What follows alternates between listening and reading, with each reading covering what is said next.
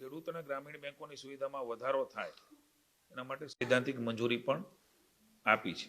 9 જે મધ્ય સહકારી બેંકો આપણા રાજ્યમાં થવાની છે એમાં પંચમહાલમાંથી વિભાજન થઈને દાહોદ, સાબરકાંઠા બેંકમાંથી વિભાજિત થઈને અરવલ્લી અને સુરત બેંકમાંથી વિભાજિત થઈને તાપી, વડોદરા બેંકમાંથી વિભાજિત થઈને છોટાઉદેપુર, જામનગરમાંથી દેવભૂમિ દ્વારિકા, જૂનાગઢમાંથી પોરબંદર અને ખેડામાંથી આણંદ અને વલસાડમાંથી ડાંગ અને નવસારી એમ 2 અલગ જિલ્લાઓ માટે પણ નવી બેંકો એમ કુલ મળીને 9 બેંકો રાજ્ય સરકાર નાબાર્ડ મારફતે ભારતીય રિઝર્વ બેંક RBI ને આની દરખાસ્ત મોકલવાની પણ સૂચનાઓ માનનીય મુખ્યમંત્રીશ્રીએ આપી છે, જેનાથી આપણે આ વધારાની સહકારી બેંકોએ પણ રાજ્યને મળશે।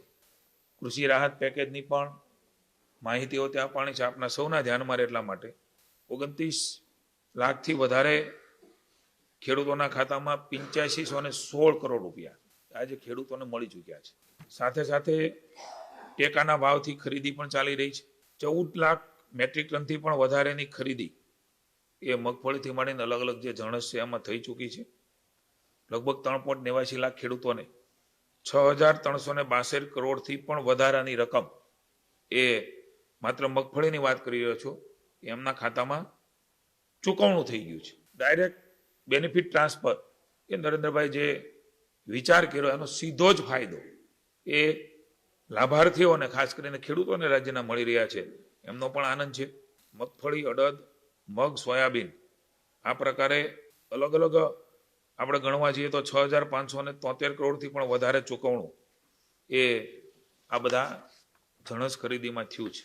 કમોસમી વરસાદની એડવાઇઝરી એ કૃષિ વિભાગે જાહેર કરી છે। આપ સૌ જાણો છો એ પ્રમાણે દ્વારકામાં પણ થોડો વરસાદ એ થવાના સમાચાર છે અને એ પ્રકારે આગાહી પણ છે। તો એની સાવચેતી માટે કચ્છ, બનાસકાંઠા, પાટણ, જામનગર, મોરબી અને દેવભૂમિ એ છૂટોછવાયો વરસાદ થવાની આગાહી કરી છે, ત્યારે એને ગંભીરતાપૂર્વક ધ્યાને લઈને ખેડૂતોને અને પાકને નુકસાનથી બચવા માટે મહત્વપૂર્ણ જે સૂચનાઓ એડવાઇઝરી કૃષિ વિભાગે જાહેર કરી છે, સૌ ખેડૂતોને વિનંતી છે કે એને ધ્યાનમાં રાખીને આપણે સૌ એને અનુસરીને પોતાના પાક અને ખેત ઉત્પાદનને નુકસાનીથી બચાવવા માટેના પ્રયાસો પણ આપણે સાથે મળીને કરીએ। ઈશ્વરને પ્રાર્થના કરીએ કે ઓછામાં ઓછું એ પ્રકારના કમોસમી વરસાદ એ આગાહી ભલે રહી પણ ઈશ્વરને પ્રાર્થના કરીએ કે ખેડૂતોને માર ન પડે એવા આશીર્વાદ આપણા પર વરસે।